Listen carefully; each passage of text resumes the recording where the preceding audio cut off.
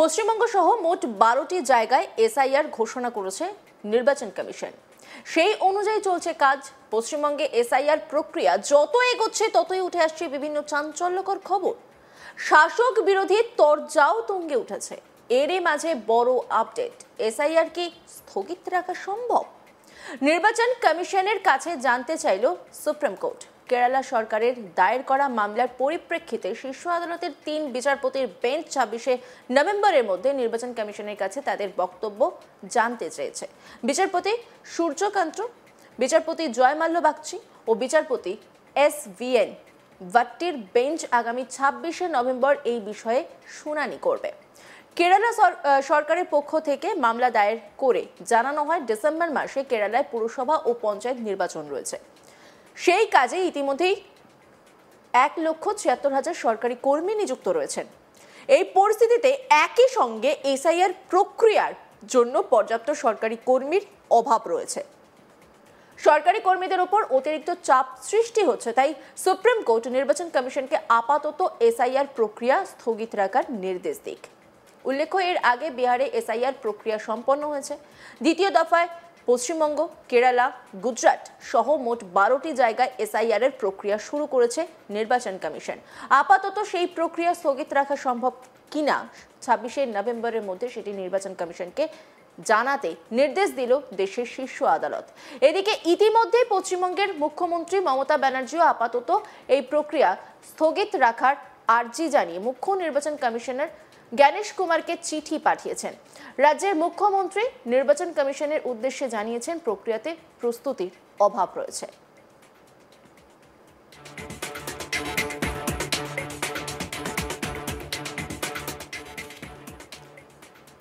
এই নিয়ে একটি রিপোর্ট তুলে ধরেছেন আমার কলিগ, দেখব। এসআইআর প্রক্রিয়া কি আপাতত স্থগিত রাখা সম্ভব?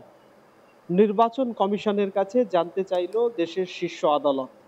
বিচারপতি সূর্যকান্ত, বিচারপতি জয়মাল্য বাগচি ও আরো এক বিচারপতি, 3 বিচারপতির বেঞ্চ নির্বাচন কমিশনের কাছে 26 নভেম্বরের মধ্যে তাদের বক্তব্য জানতে চেয়েছে। কেরল সরকারের পক্ষ থেকে শীর্ষ আদালতে একটি মামলা দায়ের করা হয়েছিল, যেখানে পিনারাই বিজয়ন সরকারের পক্ষ থেকে মামলা দায়ের করে জানানো হয় ডিসেম্বর মাসে কেরলে পঞ্চায়েত এবং পুরসভার নির্বাচন রয়েছে এবং সেই নির্বাচনের জন্য প্রায় 2 লক্ষ সরকারি কর্মচারীকে নিযুক্ত করা হয়েছে। 1,76,000 সরকারি কর্মচারী সেই কাজে নিযুক্ত। পাশাপাশি এসআইআর প্রক্রিয়া করতে গেলে দুটো চাপ একসঙ্গে সামলানো সম্ভব নয়। সরকারি কর্মচারী সেই পরিমাণ সরকারি কর্মচারী নেই যাদেরকে দুটো কাজ একসঙ্গে দিয়ে করানো যাবে। সেই জন্য আপাতত এই প্রক্রিয়া স্থগিত রাখা হোক এবং পিছিয়ে দেওয়া হোক। নির্বাচন কমিশনের এই মর্মে দেশের শীর্ষ আদালত নির্বাচন কমিশনের কাছে জানতে চেয়েছে যে এই প্রক্রিয়া আপাতত স্থগিত রাখা সম্ভব কিনা। 26 নভেম্বরের মধ্যে নির্বাচন কমিশনকে তাদের বক্তব্য জানাতে নির্দেশ দিয়েছে দেশের শীর্ষ আদালত। আমরা জানি যে নির্বাচন কমিশন বিহারে এসআইআর প্রক্রিয়া সম্পন্ন করার পর দ্বিতীয় দফায় পশ্চিমবঙ্গ, কেরল সহ মোট 12টি রাজ্যে ফের এসআইআর প্রক্রিয়া শুরু করেছে। ইতিমধ্যে সেই প্রক্রিয়া শুরু হয়ে গেছে। ডিসেম্বর মাসের প্রথম সপ্তাহে প্রাথমিক যে খসড়া তালিকা এসআইআর এর তা প্রকাশ হওয়ার কথা এবং ফেব্রুয়ারি মাসের প্রথম সপ্তাহে অন্তিম তালিকা বা চূড়ান্ত তালিকা ঘোষণা হবে এসআইআর এর এবং 12টি রাজ্যে ইতিমধ্যেই সেই কাজ চলছে। এই পরিপ্রেক্ষিতে সুপ্রিম কোর্টে একাধিক মামলা দায়ের হয়েছিল এই প্রক্রিয়ার একাধিক বিষয়ে আপত্তি তুলে। আমরা জানি যে বিহারের যে এসআইআর প্রক্রিয়া শুরু হয়েছিল সেখান থেকেই এই মামলার সূত্রপাত এবং তারপরে অন্যান্য রাজ্যগুলোতেও যে এসআইআর শুরু হয়েছে সেই বিষয়েও সেই মামলার সঙ্গেই একের পর এক আবেদন শুনছে দেশের শীর্ষ আদালত। সেখানেই কেরল সরকারের পক্ষ থেকে এই মামলা দায়ের করা হয়েছে। আমরা জানি যে রাজ্যের পশ্চিমবঙ্গের তৃণমূল সরকারেরও বেশ কয়েকজন সেই মামলাতে যুক্ত রয়েছেন। বিহারে যে এসআইআর প্রক্রিয়া শুরু হয়েছিল সেখানেও তারা মামলায় যুক্ত হয়েছিলেন। পরবর্তীতে পশ্চিমবঙ্গের এসআইআর প্রক্রিয়া নিয়েও মামলায় তারা যুক্ত হয়েছেন।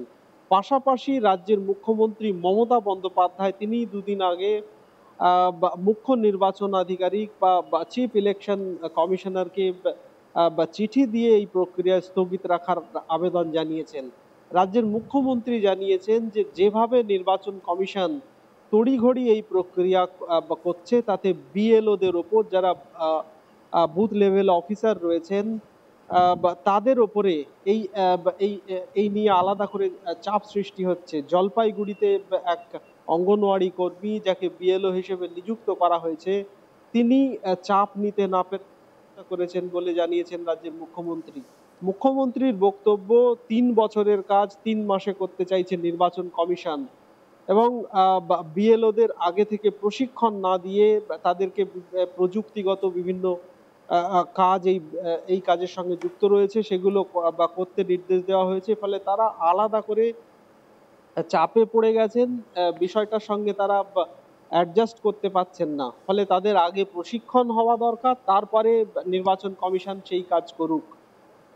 অন্যদিকে রাজ্যের বিরোধী দলনেতা শুভেন্দু অধিকারী তিনি পাল্টা নির্বাচন কমিশনকে চিঠি পাঠিয়ে জানিয়েছেন যে রাজ্যের মুখ্যমন্ত্রী বা এই রাজ্যের সরকার আসলে নির্বাচন কমিশন যে কাজ করছে সেই কাজে কোথাও একটা নিরুৎসাহিত করা সরকারি কর্মচারীদেরকে সেই প্রচেষ্টা চালাচ্ছে এবং রাজ্যে যে ভুয়ো ভোটার রয়েছে যারা রাজ্যের শাসক দলের ভোট ব্যাংক আসলে সেখানে যাতে হাত না পড়ে সেই প্রচেষ্টা চালাচ্ছে রাজ্যের মুখ্যমন্ত্রী বা রাজ্য সরকার।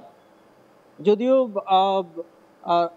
যিনি রাজ্যের ইলেকশন চিফ ইলেকশন বা মুখ্য নির্বাচনী আধিকারিক রয়েছেন মনোজ আগরওয়াল তিনি ইতিমধ্যেই জানিয়েছেন যে রাজ্যে যে এসআইআর এর কাজ চলছে সেই কাজ বলা যায় যে অনেকটা দূর অনেকটাই ভালোভাবেই সেই কাজ হচ্ছে। প্রায় 100% এসআইআর এর ফর্ম ইতিমধ্যে বিলি করা হয়ে গেছে, 26% তার মধ্যে ইতিমধ্যেই ফর্ম ফিল আপ করে জমা দিয়েছে এবং ডিজিটাল মাধ্যমে বা নির্বাচন কমিশন যে অ্যাপস দিয়েছে সেই অ্যাপসে ইতিমধ্যেই সেই ফর্ম ফিল আপ করে নাম নথিভুক্ত করার কাজও সম্পন্ন হয়ে গেছে। ফলে এই নিয়ে আলাদা করে আতঙ্কিত হওয়ার বা আতঙ্ক ছড়ানোর কিছু নেই, সুষ্ঠুভাবেই সেই প্রক্রিয়া সম্পন্ন হচ্ছে বলে রাজ্যের যিনি মুখ্য নির্বাচনী আধিকারিক রয়েছেন তিনি ইতিমধ্যেই জানিয়েছেন। সব মিলিয়ে সুপ্রিম কোর্টে কেরল সরকারের দায়ের করা যে মামলা সেই মামলা আপাতত কি নির্দেশ দেয় সুপ্রিম কোর্ট সেদিকে আমাদের লক্ষ্য থাকবে। তার কারণ নির্বাচন কমিশনের কাছে জানতে চেয়েছে দেশের শীর্ষ আদালত যে এই প্রক্রিয়া আপাতত স্থগিত রাখা যায় কিনা বা স্থগিত রাখা সম্ভব কিনা। 26 নভেম্বর সেই মামলার শুনানি, আপাতত সেদিকে আমাদের লক্ষ্য থাকবে। অন্যান্য খবরের আপডেটের জন্য অবশ্যই নজর রাখুন আজ তাক বাংলার ইউটিউব স্ট্রিমিংয়ে। লাইক, কমেন্ট, শেয়ার এবং সাবস্ক্রাইব করতে ভুলবেন না।